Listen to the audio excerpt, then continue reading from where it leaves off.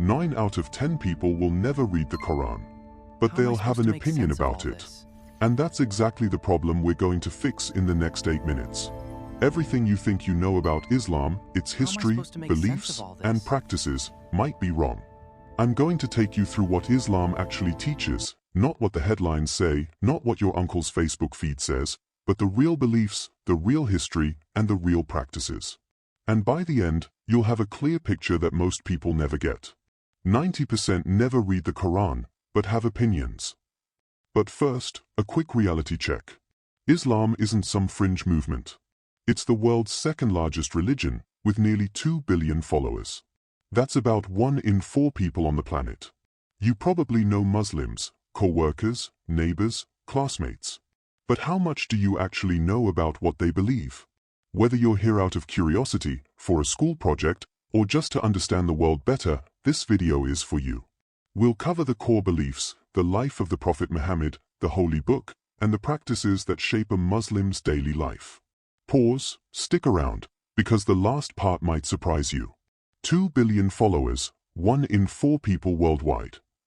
The foundation, one God. So let's start with the absolute foundation of Islam, the belief in one God, called Allah in Arabic. But here's the thing, Allah isn't some different deity. Arabic-speaking Christians and Jews also call God Allah. It's simply the word for God. But Islam takes monotheism to an extreme.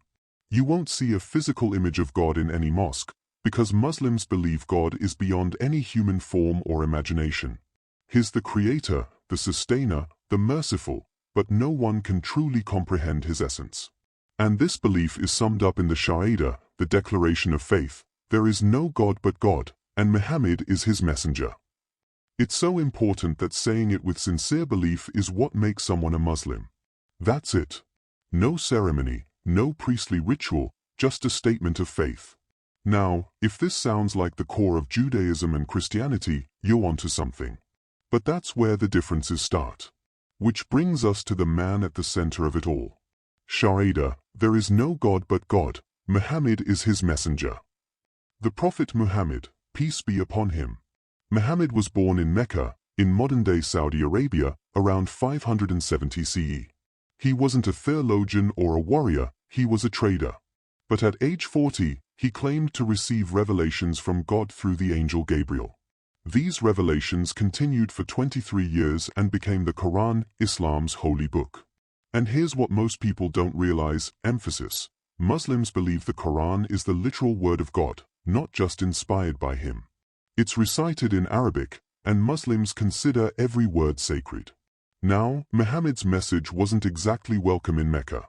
He preached against idol worship and social injustice, which threatened the powerful elites.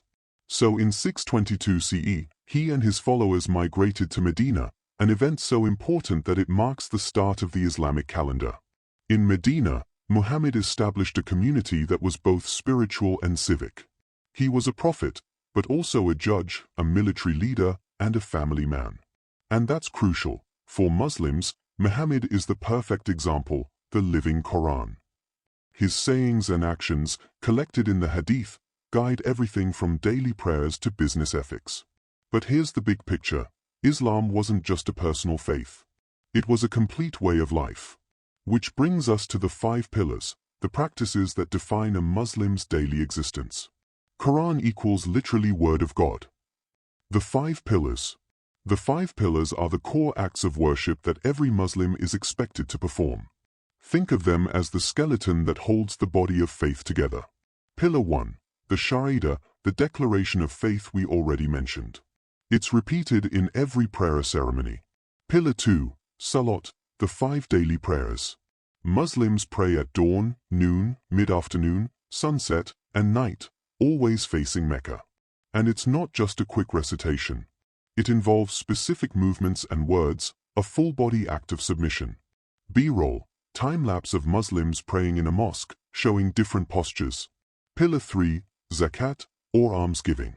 Every Muslim with enough wealth must give 2.5% of it to the poor. This is not charity. It's considered a purification of wealth, a way to acknowledge that everything we have is from God. Pillar 4, Sawm, fasting during Ramadan, the 9th month of the Islamic calendar. From dawn to sunset, Muslims abstain from food, drink, and even marital relations. It's a crash course in empathy for the hungry and a reset for the soul. And Pillar 5, Hajj, the pilgrimage to Mecca, required at least once in a lifetime for those who are physically and financially able. It's the largest gathering of humanity on earth, where people from every race and nation stand shoulder to shoulder in identical white garments. These pillars aren't just rituals. They're designed to constantly remind a Muslim of God, to build community, and to level social inequalities. But now we need to address the elephant in the room, the misconceptions. 5 pillars: faith, prayer, charity, fasting, pilgrimage. Common misconceptions. Let's tackle 3 big myths head-on. Myth 1: Jihad means holy war. In Arabic, jihad simply means struggle. The Quran mentions the greater jihad as the internal struggle to control your ego and live righteously.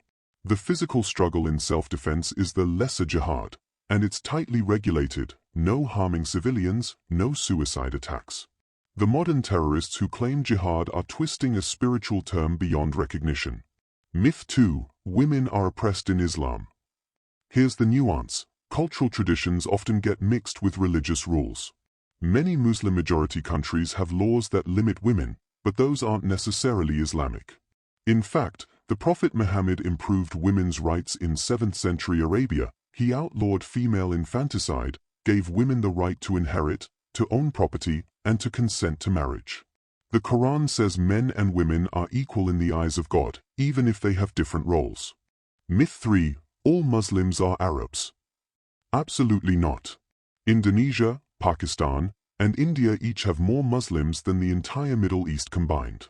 Arabs make up only about 15 to 20% of Muslims worldwide. Islam is a global faith with enormous diversity.